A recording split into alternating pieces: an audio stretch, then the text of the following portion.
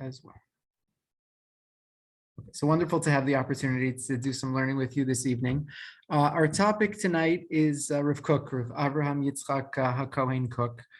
In some of the previous sessions, I feel as though, we spent an hour together and we really got a full flavor and a full sense for who someone was and what some of their important contributions to Jewish life were in the 1920s and beyond.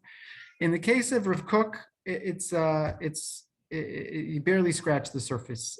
It would really take a lifetime to understand the fullness and the complexity of Rav Kook. He operated on so many different levels and so many different dimensions. He was, as we'll learn about, a mystic, but he was also a master of halacha and agada. There's a personal piety piece to him. There's a national piece to him. There's a Zionist piece to him. And everything was woven together so beautifully and so lyrically.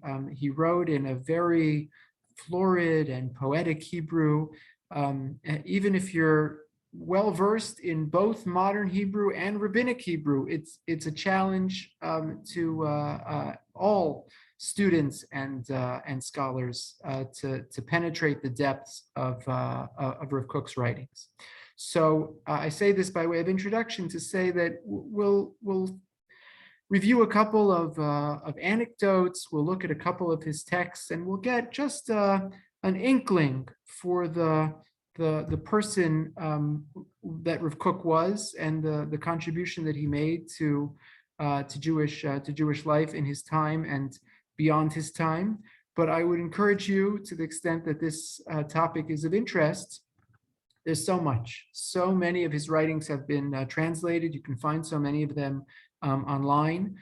There's many books written about Rav Kook. I would say, hands down, by far and away, the best biography of Rav Kook is called Rav Kook by Yehuda Mirsky. I'll quote him a couple times tonight.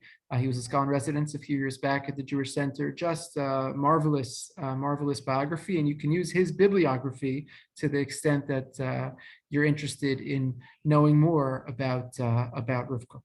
Okay, so who was this man? Rav Kook, Avraham Yitzchak HaKohen Kook, was born in 1865 in present-day Latvia. Okay, he was the product of a mixed marriage. I say this half jokingly. His father was a misnagid, but his mother was a kapuster chassid. He studied for a short time in the Volozhin yeshiva.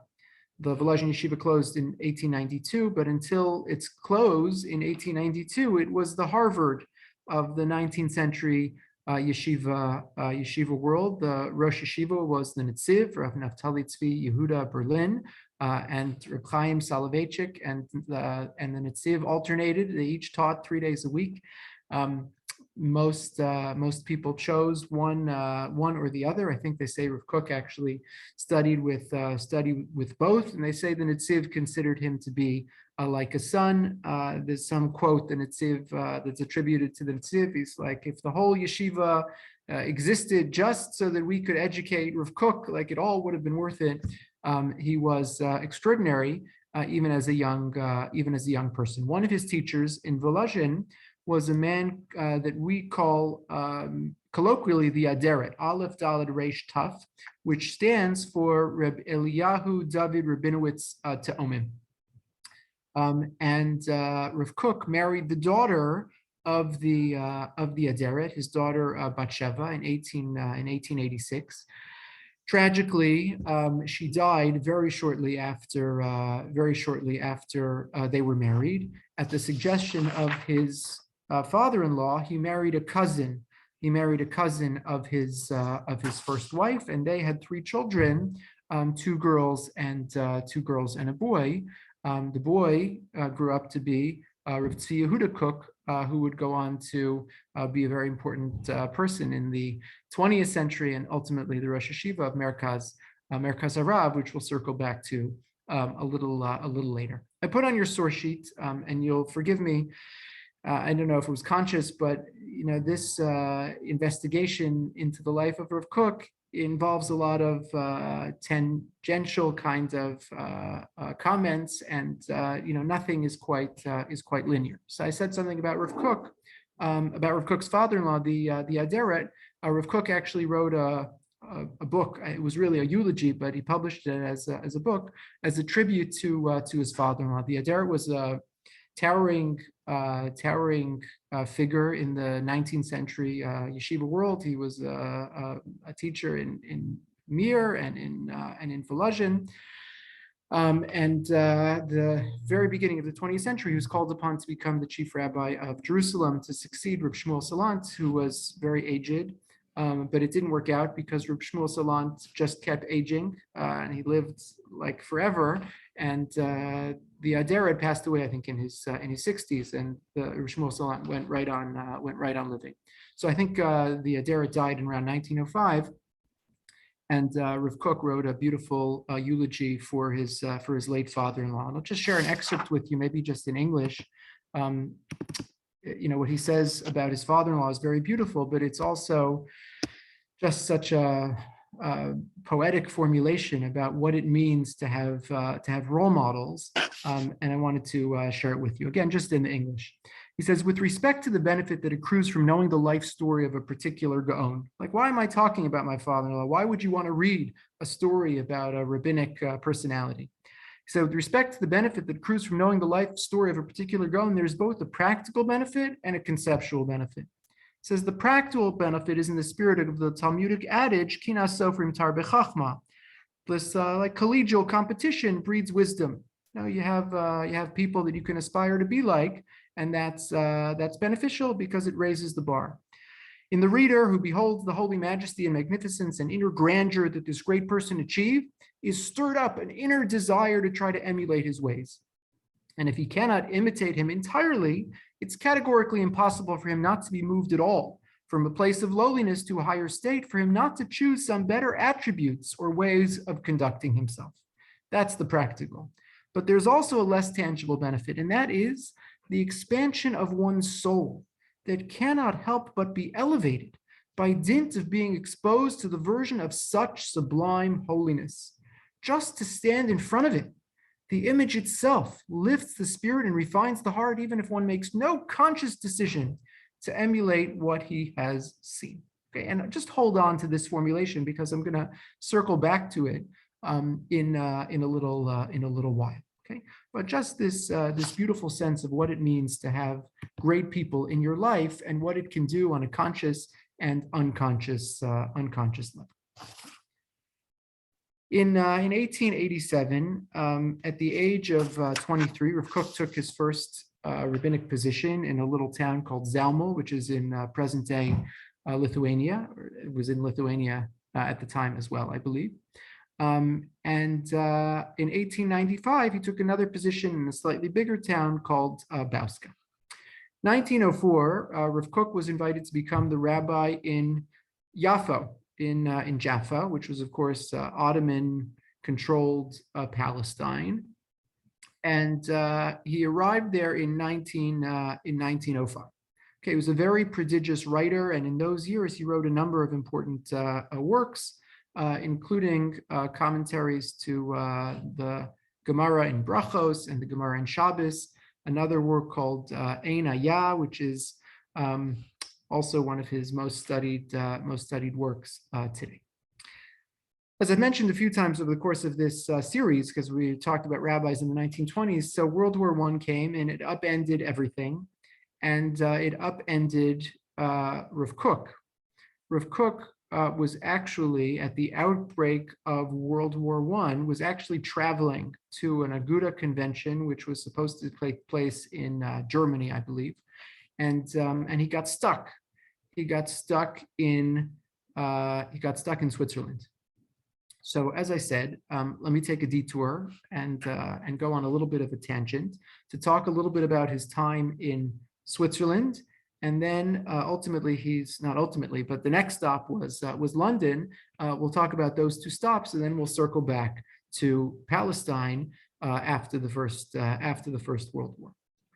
So in St. Gallen, Switzerland, he received a letter from a young university student named David Cohn.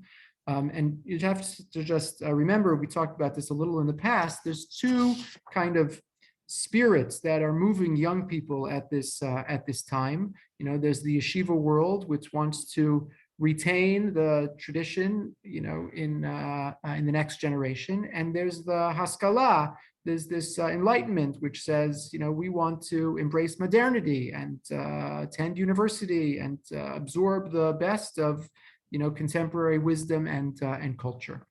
And David Cohn was a yeshiva student from Vilna, who was quite brilliant. He had studied under the Chafetz Chaim in Radin. He studied in Volozhin and Slobodka, and then he went off to university.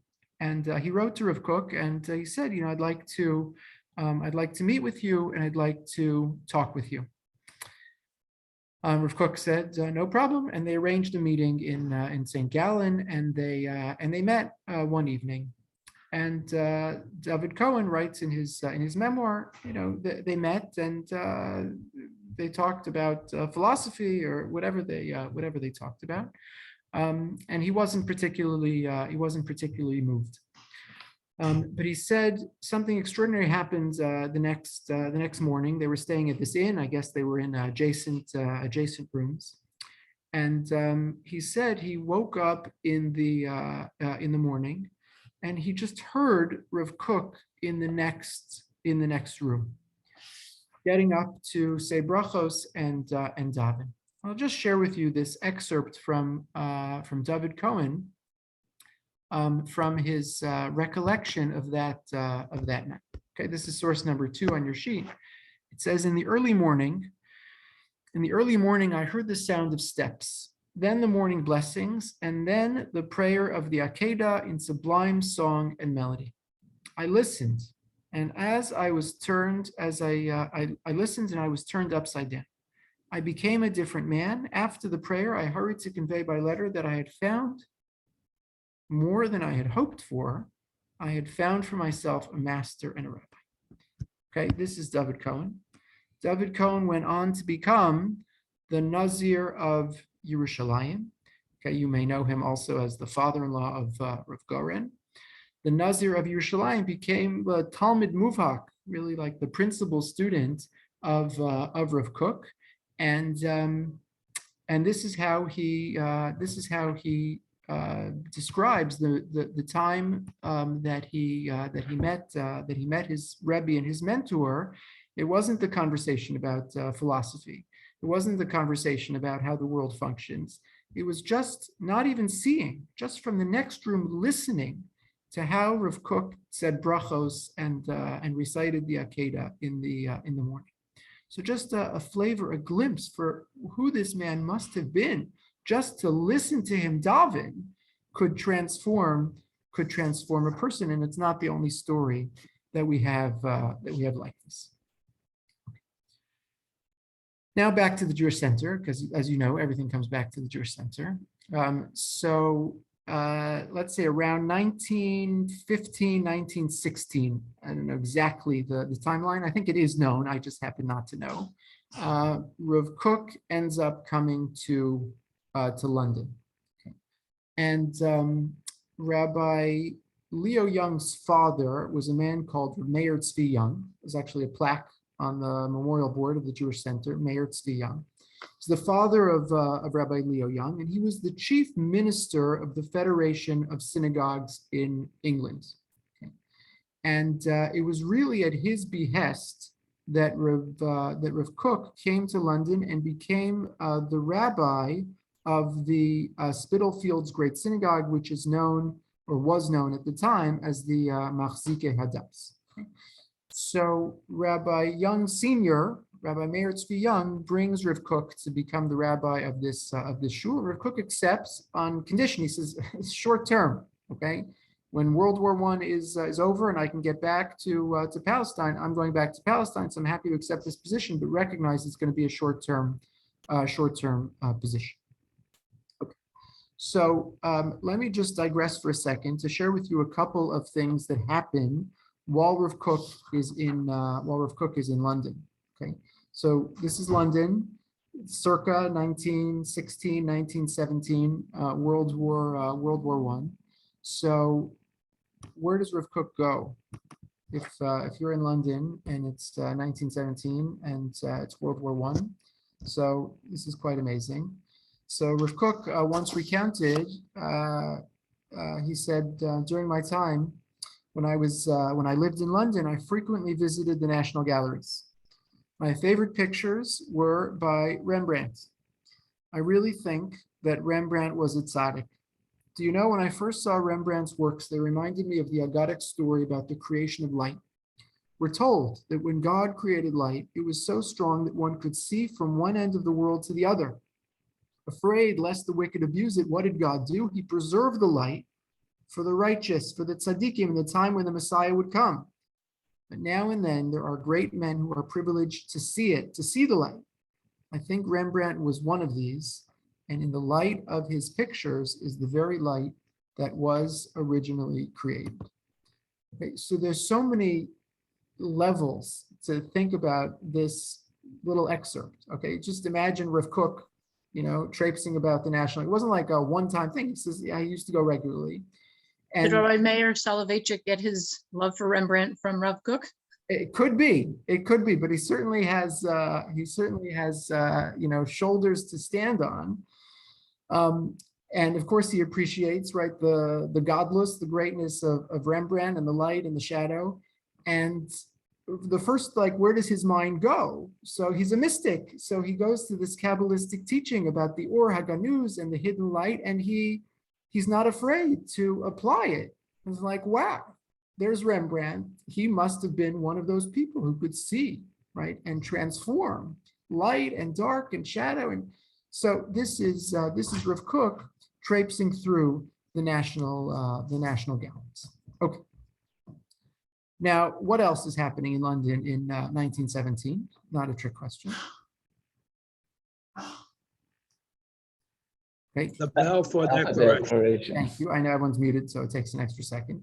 So the Balfour Declaration. Okay, so again, you could do your own course. Maybe some of you already have on the history and the relevance and significance of the Balfour Declaration. I'll just say 2 words about it. Maybe more than 2 words, maybe 4 minutes. So the Balfour Declaration was not a simple matter. Keep in mind that, among, let's say, observant Jews in London in 1917, most of them are not Zionists. Some are, we would say, non-Zionists, and some are avowedly anti-Zionist. But it's a minority who are Zionists. No one wants to jump together into the Zionist bandwagon if you're observant, because the Zionist camp is dominated by those who are secular, if not anti-religious. Okay. So there are many, there's a whole back and forth, how the Balfour Declaration comes about. And there are many drafts that get bandied about until they finally settle on the one that we know. But I'll just share with you, Rabbi Young wrote what he called an autobiography, The Path of a Pioneer. It's not really an autobiography. It's kind of a compilation of essays and writings that he had written in one form or another, and it was sort of arranged thematically, sometimes chronologically. So I'll just share with you one excerpt from Rabbi Young's account of this time, because Rabbi Young, guess where he was in 1917? He was in London, okay, also stuck. There's some passage which I have to come back to. He was actually imprisoned as a foreign national, okay, because, he was like Hungarian. So there's some story that he was in jail for 6 months in London for another time, okay? But listen to this amazing recollection from Rabbi Young about his time in London with Rav Kook. You ready? Between 1915 and 1918, I had the benefit of attending the lectures and listening to the discourses, both planned and spontaneous, of Rabbi Abraham I. Kook, then the spiritual leader of the Machzike Hadass synagogue in the East End of London, one of my father's 60-odd congregations in the metropolis, okay, because his father's a very important person in the London Jewish community. The 2 leaders, my father and Rav Kook, the 2 leaders worked together in harmony and mutual appreciation. Father had urged me to attend regularly the courses Rav Kook gave 3 times a week from 1 hour to 3 hours each. Dr. Isidore Epstein, blessed memory, the late principal of Jews College, was among others an inspired student of the man we called Gaon and Tzaddik. By the way, Rabbi Young had smicha from 3 different people in the course of his life, and one of them was Rav Kook. He had smicha from Rav Abraham Yitzchak HaKohen. Father, together with Rav Kook, you ready for this? Father, together with Rav Kook, had composed the memorandum for the Foreign Office, which prepared the original version of the Balfour Declaration. But since Father, only 4 years in the country, could not be naturalized before 1915, and because of the outbreak of the war had become an enemy alien, the document, at the advice of some Zionist leaders, carried only Rav Kook's name. The latter was a model teacher, ingenious, profoundly stimulating, and occasionally hard to understand. So in Rabbi Young's account, I've tried to corroborate this with no success. In Rabbi Young's account, the first version of the Balfour Declaration was authored by Rabbi Young's father and Rav Kook. Okay, if anyone has corroborating evidence for this, let me know. There are books written about the versions of the Balfour Declaration. I've not found any evidence to support this story. Rabbi Young didn't make it up. So I just say there may be chapters in this story that require more investigation. Okay, as I said, it wasn't obvious. We're like, oh, the Balfour Declaration, the world was waiting for this. Finally, there was a portion of the Jewish world that was waiting for it, and there was a portion of the Jewish world that was like vehemently opposed. So I'll just share with you, this is from May 23rd, 1917, the New York Times article, okay, this is big news. Object to Zionist plans, Jewish bodies in England do not subscribe to nationalism. Okay, so the Balfour Declaration met with like vehement opposition from the observant Jewish community in London. Opposition to Jewish resettlement in Palestine, as planned by the Zionist organizations, was expressed today in a statement issued here today by the Joint Foreign Committee. That's the one, the Foreign Committee Rabbi Young was writing about. The Board of Deputies of the British Jews and the Anglo-Jewish Association, 2 of the most influential bodies of British Jewry. The statement says, okay, Rabbi Young's father may have co-authored, like some of this, it's not clear, right? He was not a Zionist. We object to the first feature of the Zionist plans, which declares that the Jewish settlements in Palestine shall be recognized as possessing a national character in a political sense. Right? What I'm saying is Rabbi Young's father may not have been happy with the final version of the Balfour Declaration. Our reason, I'll tell you why we're protesting.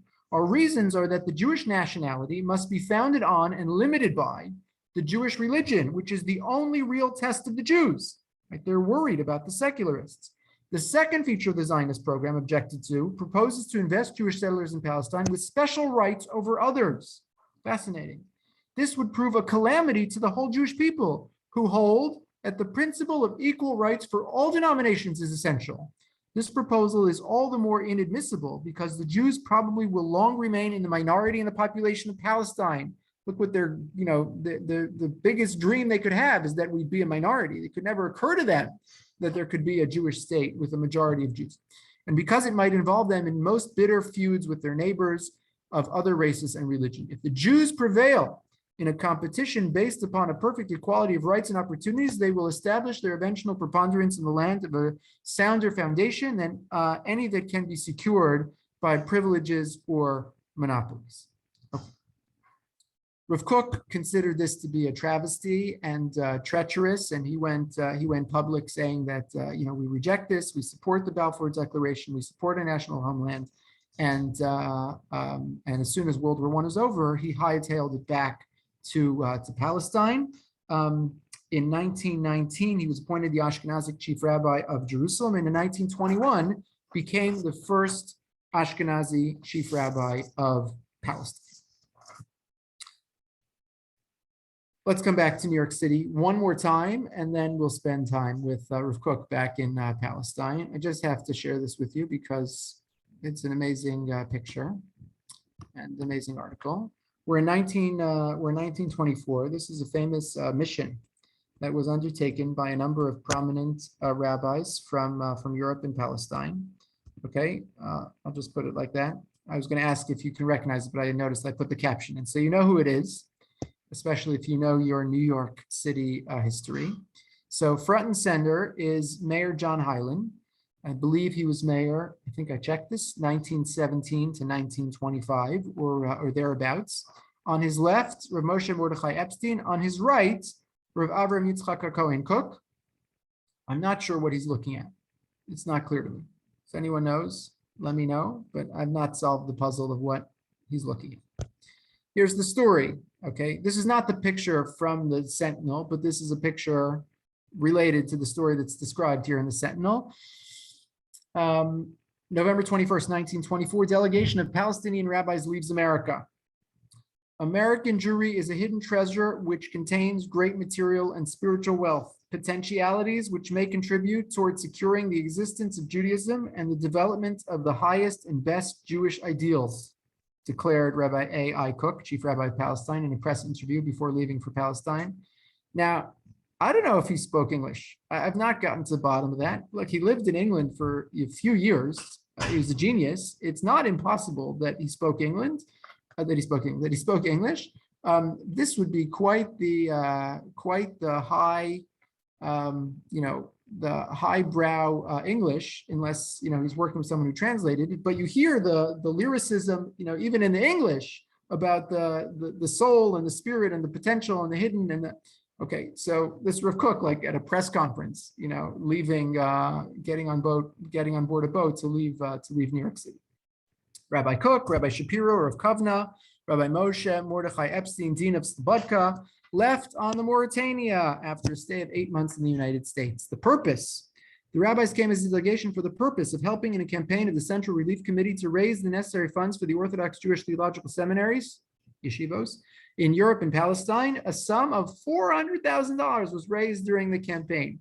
Now, that is amazing. I didn't check. If somebody wants to Google it right now, what is $400,000 in 1924? How much is that worth, 2022? That is a pretty successful campaign to help the struggling yeshivos of Europe and Palestine. I haven't found it, but surely, Rabbi Young, who had a personal relationship with Rav Cook, was involved in these fundraising efforts. I'm still looking for the bulletin, that says Scholar in Residence at the Jewish Center with Rav Cook, and maybe there was. A farewell banquet was given in honor of Rabbi Cook at the Hotel Pennsylvania by the Zionist Organization of America. Okay, so the story continues with Rav Cook in returning to Palestine and spending the rest of his days in the land of Palestine, that land that would become Israel, until his passing in 1935. He died Gimel Elul 1935. So let's do a little learning together. I want to just introduce you to. I want to introduce you to a kind of conceptual framework to help us understand, what Rav Cook is doing, and then I want to do a little learning with you, and then see a couple other facets of Rav Cook's personality. So I mentioned Professor Yehuda Mirsky's book, highly recommended, and this is how he sums up the philosophy of Rav Cook. This is source number 7 on your source sheet. For Rav Cook, orthodoxy has the inside track to holiness, yet liberalism and nationalism are its ontological equals on that journey. Okay, so there's orthodoxy, there's liberalism, and there's nationalism, and like all these components come together in perfect harmony. And he urged people to live a complex gesture, to be actively tolerant, while taking a genuine stand on behalf of the ideals in which they truly believe, fighting for them in the here and now. I love this line. This is one of my favorite lines from Professor Mirsky's book. His political credo was something along these lines: I should always recognize not only that my opponent is human, but also that he has a piece of the truth that is unavailable to me. It's so powerful and so resonant. And if people walked around with this conception in their head, like the world would be such a better place. I'll just read it again. I should always recognize not only that my opponent is human, but also that he has a piece of the truth that is unavailable to me. If I'm a for Brent conservative, like I'm never going to be able to understand the perspective of a for Brent liberal unless I listen, right? And vice versa. They're seeing it from a totally different vantage point, and I can't get there without them. Secure in the rightness of my calling and in the inevitable partiality of my vision, I proceed with faith in the struggle itself and in its ultimate harmonious resolution. I'm not going to convince anybody, right? We're going to work together. These ideas were not the fruit of theory, but the harvest of his very real struggles with others and with himself. And we'll get back to some of those struggles in a minute. I'll just share with you a teaching. And there's 1,000. I chose one because we only have so much time in the world. And it's one that begins with a citation that's familiar to us all because we say it every Shabbos in davening. It's from the Gemara in Brachos. So this line, we say it at the end of Kabbalah Shabbos, and we say it again at the end of Musaf. Amar Rabbi Lazar, Amar Rabbi Chanina, Talmidei Chachamim Marbim Shalom Ba'ulam. The Talmidei Chachamim, the rabbis, increase peace in the world. How do they do that? How do we know that? Shenemar, here's the exegesis, here's the learning. Because the Pasuk in Yeshayahu says, B'chol banayich limudei Hashem, v'rav shalom banayich. Okay, so what does the Pasuk say? The Pasuk says, all your children will be students of Hashem, and your children will have peace. Okay, so what's the kunz? Al tikra banayich ela bonayich. Don't read it that your children will have peace, but bonayich, your builders will have peace. Who are the builders? The builders are the Talmidei Chachamim, they're the rabbis. Okay, that's the Gemara.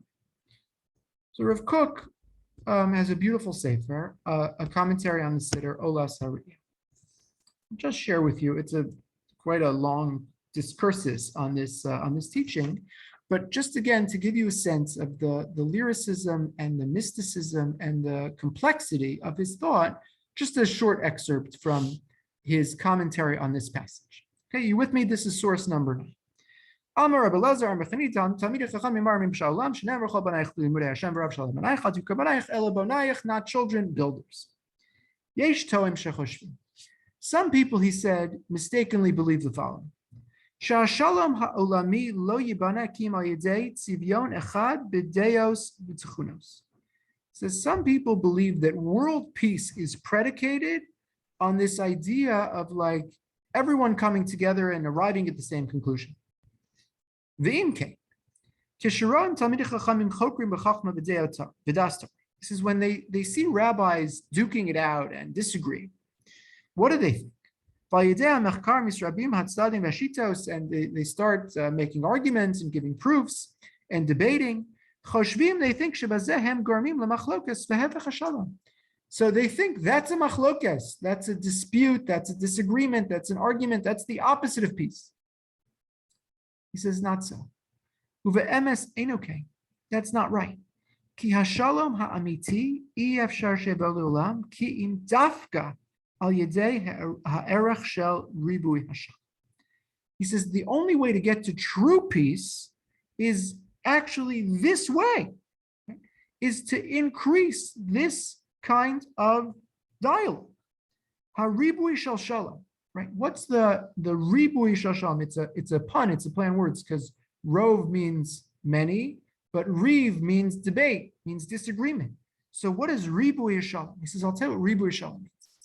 Ribui shel shalom hu she'yisra'u kol hatzadim v'chol hashitos. You have to see all the sides. You have to see all the versions. You have to see all the positions. And you have to see how each one fits into its place. Not that I'm right and that you're wrong, but maybe in this context I'm right, and in that context you're right, and maybe I'm 80% right, and maybe you're 20%. We have to see how it all fits together. It says, every piece according to the way it's arranged and the way it's placed and according to its particular subject. The other Rabbi. It's the opposite. You think, what, this looks extraneous, this looks contradictory. No. When you're able to see the complexity of the wholeness, all the sides, that's when you get to shalom. When you get all the pieces, all the specifics, and all of the arguments look different, v'chol hamiktaos hachalukim davka al yadam yireh or ha'emes v'hatzedek. V'das Hashem yiraso v'avas. He goes on and on. He says that's the only way to accomplish true peace, a true vision of what wholeness is all about. Okay. Just share with you a beautiful quote. He once said this in English translation. He says, "The purely righteous do not complain of the dark, but increase the light. They do not complain of evil, but increase justice. They do not complain of heresy, but increase faith. They do not complain of ignorance, but increase wisdom." Now, when Rav Kook, we'll just go back in history for a short time. When Rav Kook moved to Yaffo, the beginning of the 20th century, he became the chief rabbi of Yaffo, I think I said like 1904 until World War I. So in 1909, 1910, there was a Shemitah year. Okay. And Shemitah always caused a huge machlokes, a huge divide, a huge debate among the Jewish community, because what are you going to do? So you're between a rock and a hard place. If you observe Shemitah, you might starve to death, right? So this is an agrarian society, and if you don't work the land, you might not have food to eat. Right? It's not like you might not have fresh food. You might not have any food to eat, right? At the same time, Shemitah, that's a pretty important biblical command that we haven't had an opportunity to keep for most of the last 2,000 years. And here's an opportunity to actually observe it. What are you going to not observe it? So what do you do? So the back door, as we know, this is a Shemitah year. So heter mechira, if you can sell part of the land to someone who's not Jewish, so there's a workaround, there's an accommodation, there's a way to observe Shemitah and still be able to live, but it's a workaround. So the chief rabbi of Yaffo had always been in charge of organizing the heter mechira for the Jews of the Palestinian settlements. And when Rav Kook took on that position, it became his responsibility. And I'll just share with you again an excerpt from Professor Mirsky's book about how Rav Kook handled it. Meaning, again, the complexity and the desire to see both sides of the equation. He says, this is Professor Mirsky talking about Rav Kook's heter mechira. He says, interestingly, Rav Kook's master in the Netziv had ruled against the sabbatical sale in 1889. It was a smaller community, the Netziv wasn't living there, but he was opposed to it. He didn't want to give up on Shemitah, precisely because he saw in nascent Jewish agricultural efforts the stirrings of redemption and the restoration of Jewish national life in its fullest, including the halachic sense. In parting from his master and most of his colleagues on this large question, Rav Kook showed the stirrings of his own growing historical consciousness. Right, the Orthodox establishment didn't want to play games and just wanted to observe Shemitah. As he wrote his disciple Moshe Zeidel, we must see life in two dimensions. Again, the complexity, as it is and as it should be. Absolute righteousness is always rooted in how things should be. But provisional righteousness, which touches more on acting in the present, is built on how things actually are. There's the ideal and there's the real. The two are connected, like alternating horizons on a journey. I love that image. God save us, he wrote again a few days later, from those who would confuse ideals with reality. The balance between the two, he wrote in the preface to his treatise, is a reflection of this time when we as yet have nothing whole, but the time has come for the rebirth of the Torah directed to the rebirth of the land. The mitzvah of the sabbatical year being of second order, rabbinic status, he held it was only D'Rabbanan without Yovel, rabbinic status at that time he held, was itself a reflection of the liminal historical moment through which the world was passing. So again, nothing's black and white. There's two dimensions. There's the ideal and there's the real. There's a struggle. There's what's for now. There's what's coming. You have to appreciate the larger picture and the larger vision. And it all comes together in all kinds of ways, even something as mundane as the heter mechira, as the way that we work with the land. Let me say one more word about the debate in the life of Rav Kook. Rav Kook had many detractors. I'll circle back to it in a few minutes, but Rav Kook was very interested in engaging the non-religious and the secular. He was very open to them, and he saw a place for them within a religious framework and within a messianic framework and a redemptive framework for what they can contribute to the redemptive process and to the Jewish nation and to the Jewish land.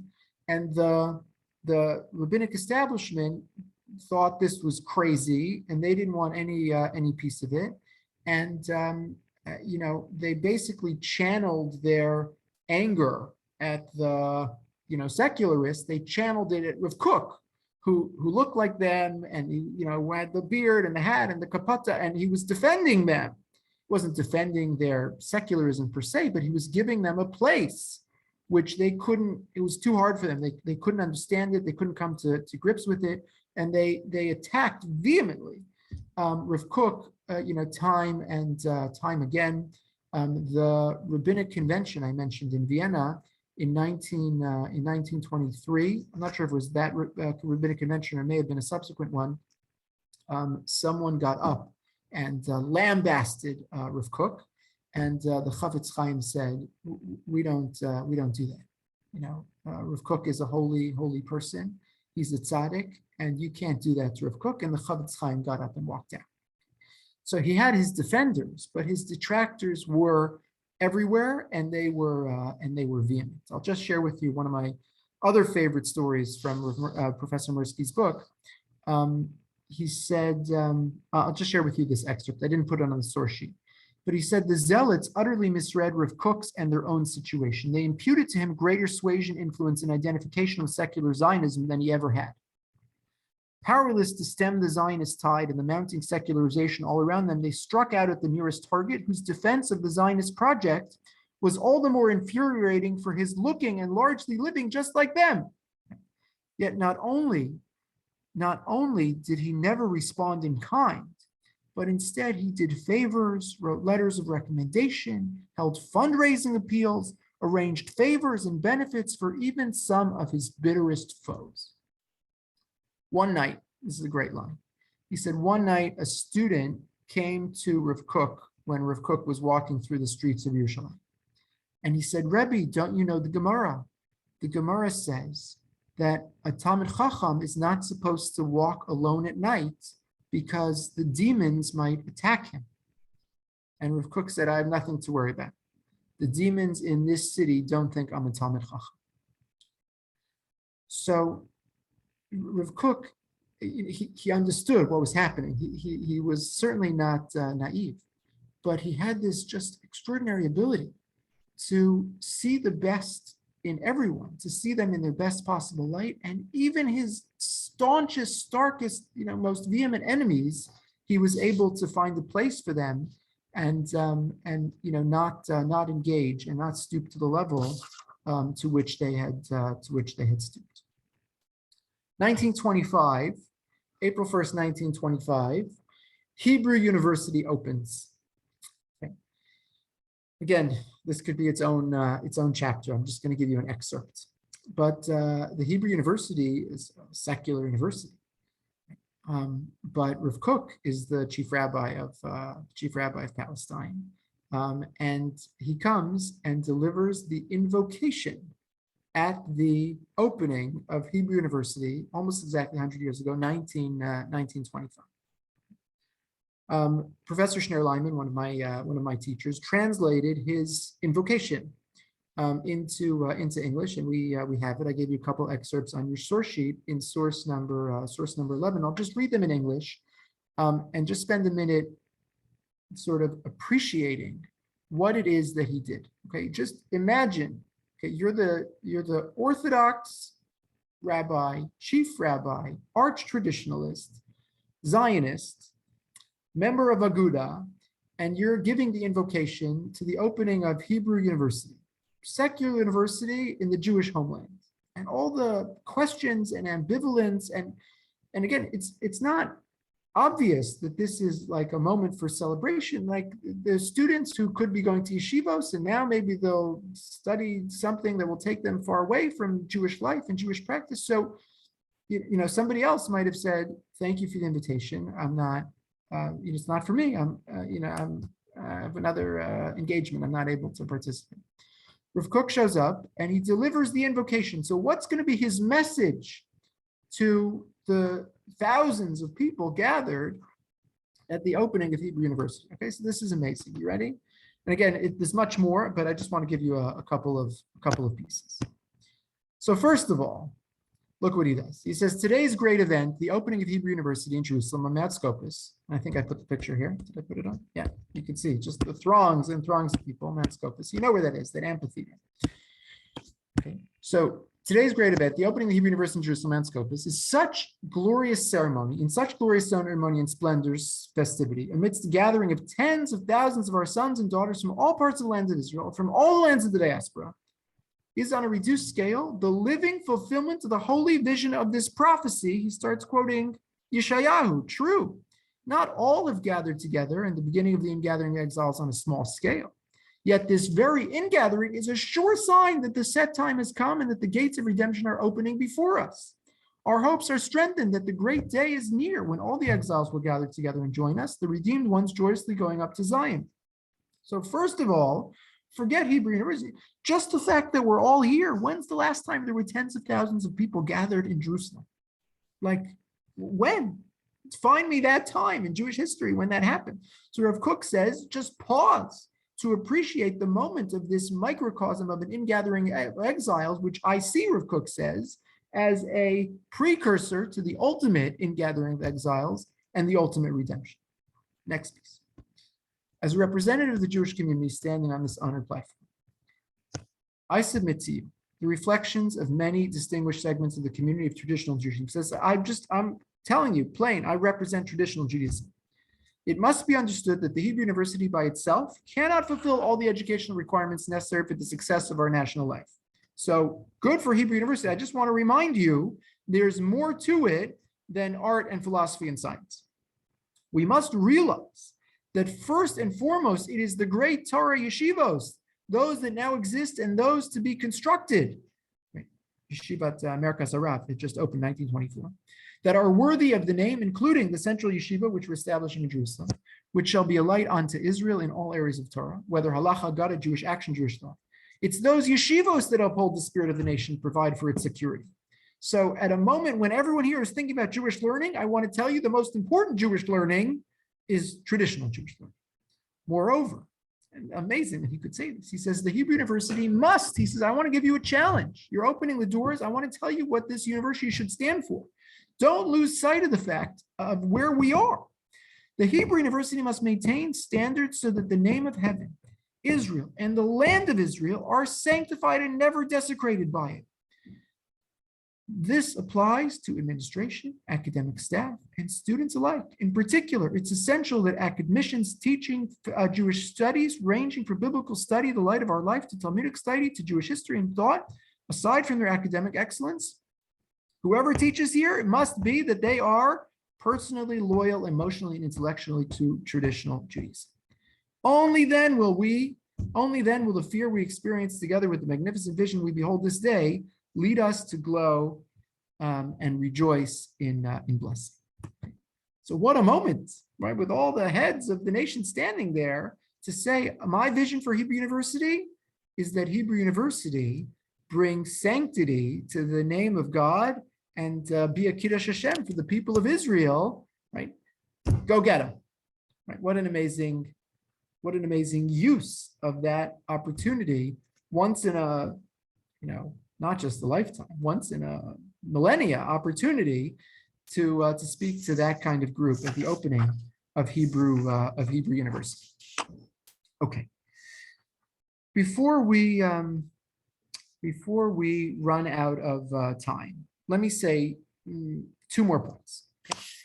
The the penultimate point that I want to share with you is kind of a summary of Rav Kook's philosophy about the people and the land that comes from the very opening of one of his most important works called Marot.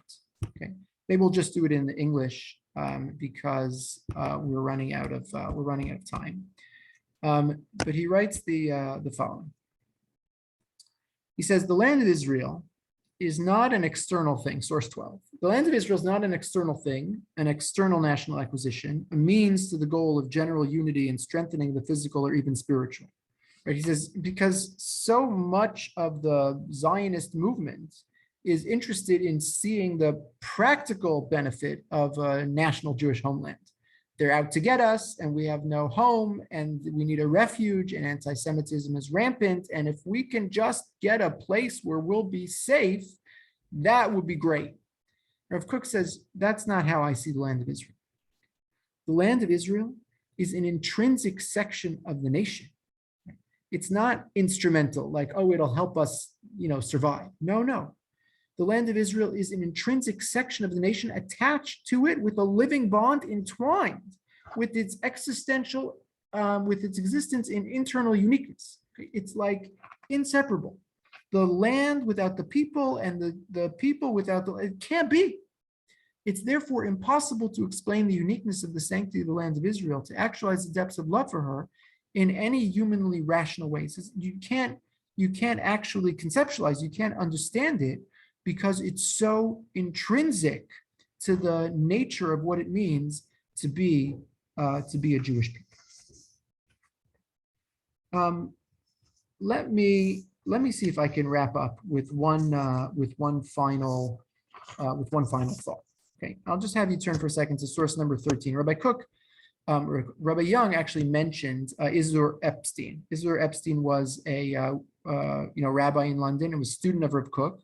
And then, as I mentioned in one of the earlier classes, Rabbi Young published these books. There was a whole series of books with rabbinic biographies. This one is called Guardians of Our Heritage. And Isidore Epstein wrote the essay, which was a biography on Rav Kook. So Rabbi Young obviously knew him personally, and they both knew Rav Kook personally. And I just want to circle back to this piece about the non-religious and Rav Kook's embrace of the secularists, secular Zionists in Palestine. He says, the prevalent irreligion among the young Chalutzim in particular was not to be compared with the infidelities of the past. This is in the mind of Rav Kook. The young today are singularly free from all superstitions and idolatrous cults, which are the real enemies of godliness and spirituality. There is but a loss of sensitiveness to the things divine through a lack of understanding and perception. Outwardly evil, inwardly they are good. Holy, the true representatives of the pre-Messianic generation, which according to the Zohar was to be good within and evil without. Rav Kook is saying, these people, they look like they're Mechal Shabbos and they're secular and it's so problematic. No, there's something inside which you're just not seeing. Moreover, he went so far as to blame the religious elements for their attitude of the non-religious youth.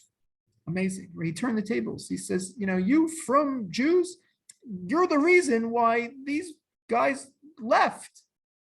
Their estrangement from Judaism, he declared, is motivated in most cases by ideals of social justice, which they are led to imagine find no response in our midst. They just want to do something good with their lives, and they don't see a way to do that within the traditional fold.